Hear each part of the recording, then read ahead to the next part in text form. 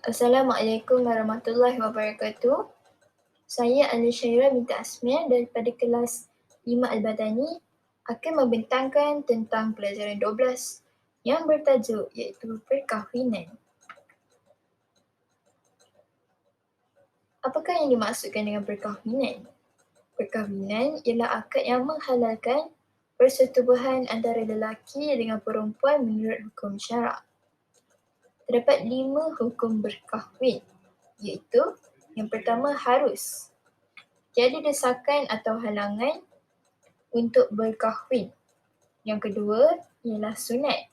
Sunat sekiranya mempunyai keinginan untuk berkahwin dan mampu menyediakan nafkah zahir dan batin. Dan yang ketiga iaitu wajib apabila bimbang akan terjerumus ke dalam kemaksiatan sekiranya tidak berkahwin dan mampu memberikan nafkah zahir dan batin. Dan yang keempat iaitu makruh apabila mempunyai keinginan untuk berkahwin tetapi tidak mampu memberikan nafkah untuk pasangannya seperti menghidap mati pucuk ataupun berpenyakit. Dan yang terakhir sekali iaitu haram apabila bertujuan untuk menzalimi atau memudaratkan pasangannya. Kemudian ialah hikmah berkahwin ataupun hikmah perkahwinan. Sebagai umat Islam, kita dapat memenuhi tuntutan batin yang merupakan fitrah manusia. Seterusnya, dapat memelihara diri daripada keruntuhan akhlak dan pelbagai gejala sosial yang boleh mencemarkan maruah. Dan yang ketiga, dapat memelihara keturunan yang baik untuk generasi yang akan datang. Dan yang keempat, dapat mewujudkan ketenangan jiwa melalui hubungan cinta yang halal. Dan yang terakhir, menghindari perbuatan seks secara bebas yang boleh membawa jangkitan penyakit. Seterusnya iaitu golongan wanita yang haram dikahwini. Golongan wanita yang haram dikahwini terbahagi kepada dua iaitu haram selama-lamanya dan yang kedua haram sementara. Haram selama-lamanya terbahagi kepada 3 lagi bahagian iaitu keturunan, penyusuan dan juga persemendaan.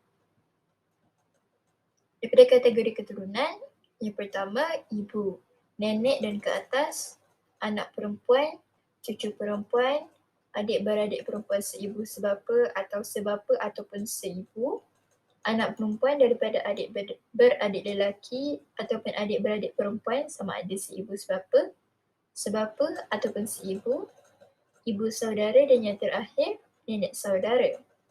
Seterusnya, daripada kategori penyusuan iaitu ibu susuan, ibu bagi ibu susuan dan ke atas, ibu bagi suami ibu susuan dan ke atas, anak-anak ibu susuan, adik-beradik susuan, anak saudara daripada adik-beradik susuan, adik-beradik ibu susuan dan yang terakhir adik-beradik bagi suami ibu susuan. Seterusnya iaitu persemendaan. Yang pertama ibu tiri dan ke atas, seterusnya ibu mentua, nasab ataupun susuan. Yang ketiga anak tiri apabila ibunya telah disetubuhi dan yang terakhir menantu perempuan dan ke bawah. Haram sementara pula, yang pertama mengahwini perempuan yang ada hubungan nasab dengan isteri dalam satu masa. Yang kedua, perempuan yang masih isteri orang. Dan yang ketiga, perempuan musyrik sehingga dia masuk Islam. Dan yang terakhir, isteri yang telah ditalak 3 sebelum dia berkahwin, kemudian dia bercerai dan habis tempoh iddah dengan suami baru. Seterusnya, rukun nikah. Rukun nikah terdapat 5 rukun nikah iaitu yang pertama bakal suami, kedua bakal isteri, ketiga wali, keempat 2 orang saksi dan yang terakhir lafaz akad nikah singgah iaitu ijab dan kabul. Syarat-syarat rukun nikah. Yang pertama iaitu bakal suami. Apa itu suami? Suami ialah lelaki yang dikahwini oleh seorang perempuan.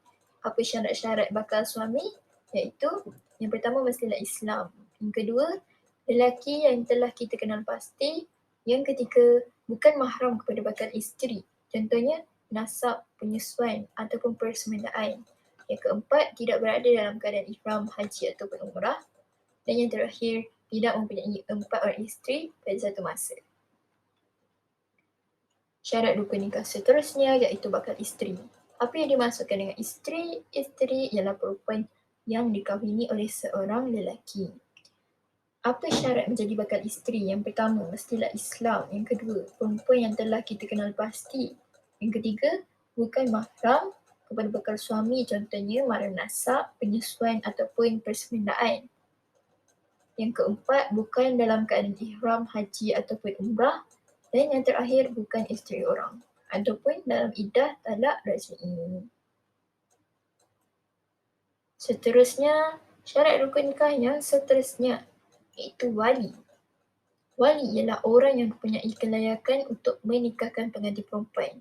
Syarat-syarat wali iaitu Islam, lelaki, baligh, berakal, adil iaitu beliau tidak melakukan dosa besar ataupun melakukan dosa kecil secara berterusan.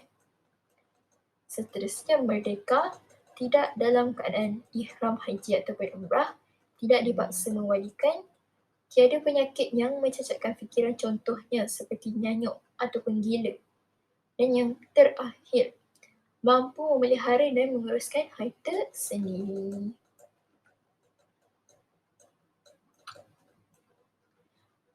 Kemudian iaitu susunan wali. Yang pertama ialah bapa. Dan yang kedua ialah datuk sebelah bapa dan ke atas. Yang pertama dan kedua ini adalah wali mujbir dan yang selainnya adalah wali bukan mujbir. Yang ketiga, adik-beradik lelaki seibu sebapa, adik-beradik lelaki sebapa, anak saudara lelaki daripada adik-beradik lelaki seibu sebapa, anak saudara lelaki daripada adik-beradik lelaki sebapa, anak lelaki kepada anak saudara lelaki seibu sebapa, anak lelaki kepada anak saudara lelaki sebapa, bapa saudara sebelah bapa seibu sebapa, bapa saudara sebelah bapa sebapa, sepupu lelaki daripada bapa saudara sebelah bapa seibu sebapa, sepupu lelaki daripada bapa saudara sebelah bapa sebapa. Sekiranya tiada, option yang terakhir ialah wali hakim. Kemudian, apakah sebab-sebab pemindahan wali nasab kepada wali hakim? Yang pertama ialah tidak mempunyai wali nasab. Dan yang kedua, wali nasab berada jauh melebihi 2 marhalah. Dan yang ketiga, wali hilang dan tidak dapat dikesan. Keempat, saudara baharu iaitu mu'allaf dan tiada wali nasab yang layak. Yang kelima, anak tidak sah taraf. Dan yang keenam, wali dalam ihram haji ataupun umrah. Dan yang ketujuh, wali enggan mewalikan pernikahan. Dan yang terakhir, wali tersendiri yang hendak berkahwin dengan perempuan tersebut. Dan tiada wali lain yang setaraf. Contohnya sepupu lelaki yang akan mengahwini sepupu perempuan.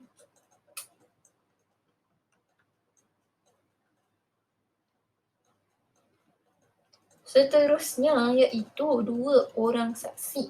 Apa yang dimaksudkan dengan saksi? Saksi ialah orang yang menyaksikan dan boleh mengesahkan akad nikah. Apakah syarat-syarat menjadi saksi? Iaitu yang pertama, Islam, lelaki, baligh, berakal, adil, pendengaran yang baik dan juga penglihatan yang baik. Yang terakhir, merdeka. Seterusnya iaitu lafaz akad nikah ataupun sirah. Apa yang dimaksudkan dengan lafaz akad nikah? Iaitu yang pertama, hijab. Ijab ialah lafaz yang diucapkan oleh wali ataupun wakilnya. Seterusnya ialah kabul. Kabul ialah lafaz yang diucapkan oleh bakal suami ataupun wakilnya. Contoh lafaz ijab yang dilafazkan oleh wali atau wakilnya, aku nikahkan engkau dengan anak perempuanku, contohnya Fatimah.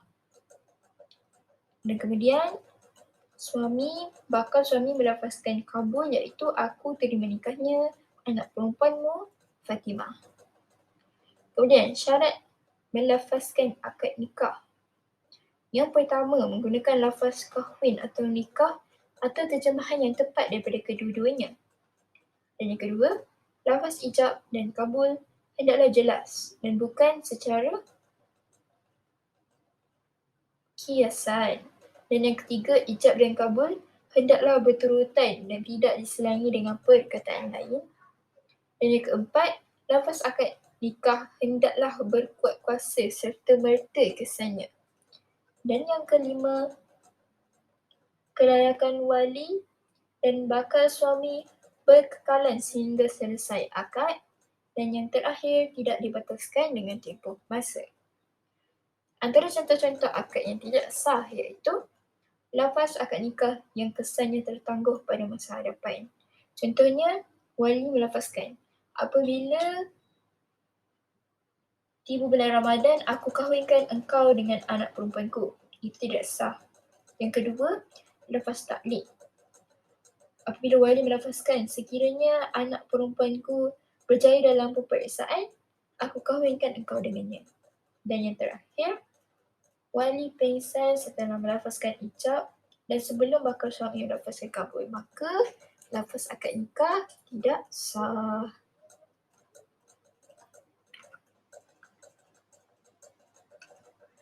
Seterusnya, iaitu perkara-perkara yang berkaitan dengan perkahwinan dalam Islam. Antaranya ialah ciri-ciri pemilihan calon suami dan isteri. Apakah ciri-cirinya? Yang pertama, mestilah penghayatan agama yang baik. Dan yang kedua, akhlak yang mulia, keturunan yang baik, sekufu. Sekufu itu maksudnya persamaan taraf lelaki dan perempuan daripada pelbagai aspek, seperti agama dan kesalihan, pekerjaan, keturunan dan keilmuan. Yang kelima, pasangan yang sihat, dan yang terakhir, rupa paras yang baik.